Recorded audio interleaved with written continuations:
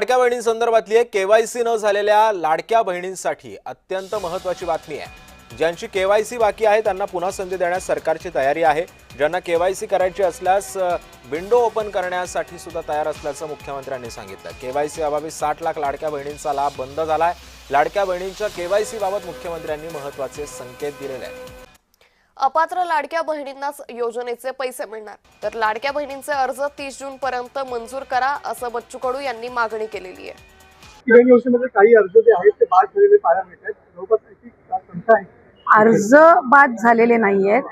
खरं तर महायुतीची एक सर्वात महत्त्वाकांक्षी योजना म्हणजे मुख्यमंत्री माझी लाडकी बहीण योजना आहे। याची ई-केवायसी ची प्रक्रिया ही साधारणपणे गेल्या वर्षी ऑगस्ट महिन्यामध्ये सुरू झाली होती आणि त्याला पहिल्या सुरुवातीच्या ह्याच्यामध्ये जवळपास 3 महिन्याचा कालावधी देण्यात आला होता। मग वाढवून आणखीन 2 महिने दिला, आणखीन 2 महिने त्याच्यामध्ये वाढ झाली आणि असा 8-10 महिन्यांचा कालावधी हा ई-केवायसी साठी दिला होता। आणि ही ई-केवायसी प्रक्रिया ही फक्त ह्या लाडकी बहीण योजनेमध्ये नाहीये, तर ज्या ज्या राज्याच्या डायरेक्ट बँक ट्रान्सफरच्या योजना आहेत म्हणजे डीबीटीच्या योजना आहेत, ह्या सगळ्यांमध्ये ई-केवायसी प्रक्रिया केली जात असते। आणि हा जो 80 लाखाचा आकडा आहे हा फक्त ई-केवायसीचा नाही, यात ई-केवायसीचे काही महिला असतील ज्यांनी ई-केवायसी केलेली नसेल इतक्या मुदतीत सुद्धा तेही आहेत। काही आम्हाला गेल्या 10-10.5 महिन्यापासून आम्ही एक IT विभागाचा म्हणजे इन्कम टॅक्सचा आम्ही जो आकडा ज्यांचं उत्पन्न 2.5 लाखापेक्षा जास्ती आहे हा डेटा जो आहे हा आम्ही त्या ठिकाणी मागवलेला होता। त्याला साधारणपणे 10-11 महिन्याचा कालावधी गेला, तर त्या जवळपास एक 11, 11.5, 12 लाख हा तो डेटा याच्यामध्ये 80 लाखामध्ये समावेश आहे। याच्यात 4.5 पावणे 5 लाख अशा महिला आहेत ज्या 65 वयोगटाच्या पुढे गेलेल्या आहेत, जे वयाचा निकष आहे तर त्यामध्ये असतील। त्याच्यानंतर याच्यात सरकारी कर्मचारी ज्यांनी लाभ घेतला होता ते काही हजारांमध्ये होते, 14-14.5 हजार असतील।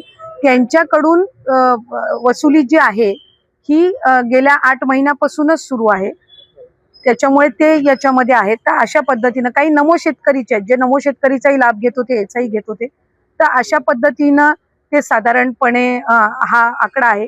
याच्यात सुद्धा काही आमच्याकडे ज्या लाभार्थी महिला आहेत यांनी विनंती केलेली आहे की त्यांनी ई-केवायसी करून सुद्धा त्यांना लाभ हा बंद झालेला आहे।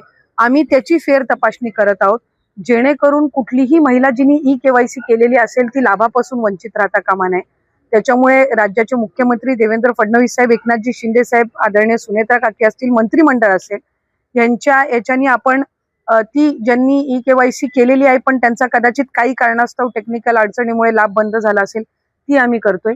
काही अशा आहेत ज्यांनी संजय गांधी निराधार योजना आणि लाडकी बहीण योजना ह्या दोन्ही मधून जे लाभ घेत होते ते छाननीमध्ये कट झालेले आहेत, पण त्यांना दोन्हीपैकी एका योजनेचा कंपल्सरी लाभ हा आपण देणारच आहोत।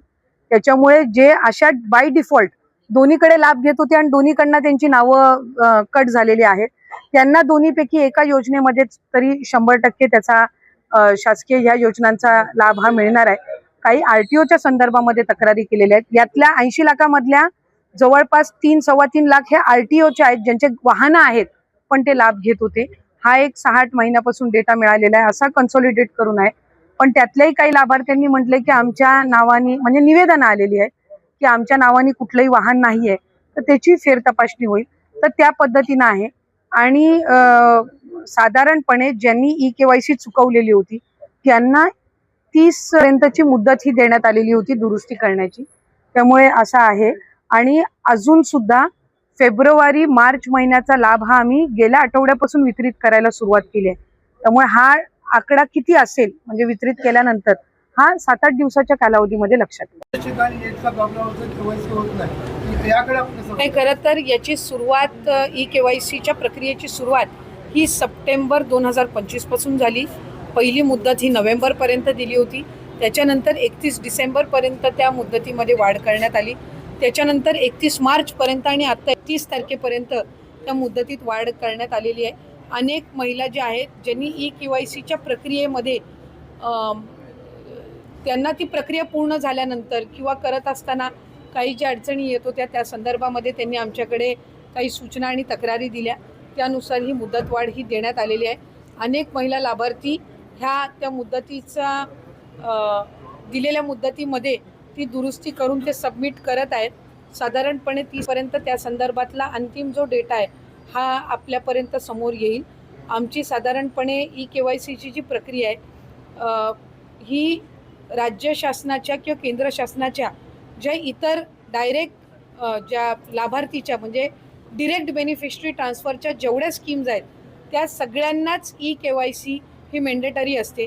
त्यानुसार ही प्रक्रिया ही सुरू आहे आणि त्याच्या अंतिममध्ये अधिकाधिक ज्या लाभार्थी आहेत त्यांना लाभ हा या योजनेच्या अंतर्गत सुरू राहील. परंतु काही ठिकाणी नेटचा अभाव असल्यामुळे त्यांचं केवायसी होत नाही. बऱ्याचशा लाभार्थी महिला ज्या आहेत या त्याच्यामध्ये दुरुस्ती करत आहेत. आणखीन जवळपास 15-20 दिवसाचा कालावधी हा त्यांच्याकडे आहे. त्याच्यामुळे त्याच्यामध्ये त्या KYCच्या याच्यामध्ये त्यांनी चुकीचे ऑप्शन काही निवडून त्यांना लाभ जर बंद झाला असेल तर ती दुरुस्त त्यांना करता येत असतं. आणि आम्ही त्याच्यामध्ये आणखीन पोर्टल स्वतंत्र उपलब्ध करून दिलेला आहे. त्या पोर्टलचा जर त्यांनी वापर केला तर मला खात्री आहे की बऱ्यापैकी सुरळीत केलेली ही प्रक्रिया ही विभागाच्या माध्यमातून लाभार्थ्यांसाठी उपलब्ध करण्यात आलेली आहे. या काही नवीन गाईडलाईन्स नाही आहे. ओरिजिनली सुद्धा या GRमध्ये नमूद करण्यात आलेल्या होत्या. KYC साधारणपणे DBT पोर्टलवर ज्या ज्या काही स्कीम्स राबवल्या जातात त्या सगळ्यांना KYC ही प्रक्रिया फॉलो केली जात असते. साधारणपणे 91 अशा योजना आहेत ज्याच्यामध्ये KYC हे त्या ठिकाणी रुटीन ही प्रोसिजर आहे आणि तीच लाडकी बहीणमध्ये पण आहे. फक्त KYC राबवत असताना आपल्याला UDIचे अधिकृतता घ्यावी लागते, ऑथोरायझेशन घ्यावं लागतं आणि त्याच्यासाठी साधारणपणे 118 बाबींची पूर्तता करावी लागते आणि या बाबींची पूर्तता केल्यानंतर ते ऑथोरायझेशन आपल्याला मिळत असतं आणि या संपूर्ण ऑथोरायझेशनला साधारणपणे 8 ते 9 महिन्याचा कालावधी लागत असतो. त्याच्यामुळे आम्ही ऑथोरायझेशन मिळण्यासाठीची प्रक्रिया ही 8-9 महिन्यांपासून सुरू केली आणि ती मिळाल्यानंतर आम्ही KYCची प्रक्रिया ही सुरू केलेली आहे. KYCमुळे ज्या लाभार्थी आहेत त्यांना अधिकचा फायदा होणार आहे कारण त्यांचं KYC ऑथोरायझेशन झालं की त्यांना नियमित लाभ मिळणार आहे. म्हणजे या ज्या तक्रारी आहेत की 1 महिन्याचा लाभ मिळाला, दुसऱ्या महिन्याचा मिळायला विलंब झाला, तिसऱ्या महिन्याचा त्या ठिकाणी थांबला गेला, तर या सगळ्यामध्ये सरळता आणि त्याचबरोबर सुलभता ही त्या निमित्ताने येणार आहे. त्याच्यामुळे या 2-3 महिन्याच्या कालावधीमध्ये जे लाभार्थी आहेत त्यांनी KYC करून घेणं आहे आणि याच्यातून त्यांना फक्त लाडकी बहीण योजनाच नाही तर शासनाच्या वेगवेगळ्या ज्या योजना आहेत ह्याचा सुद्धा पुढच्या कालावधीमध्ये लाभ होण्याच्या दृष्टिकोनातून हे महत्त्वपूर्ण आहे. लाडक्या बहिणींसाठी पुन्हा एकदा सर्वात मोठी अपडेट ही समोर आलेली आहे. आता लाडक्या बहिणींची जी मुदत असणार ते 30 जूनपर्यंत वाढवण्यावर सरकारने आता जे जाहीर केलेलं आहे.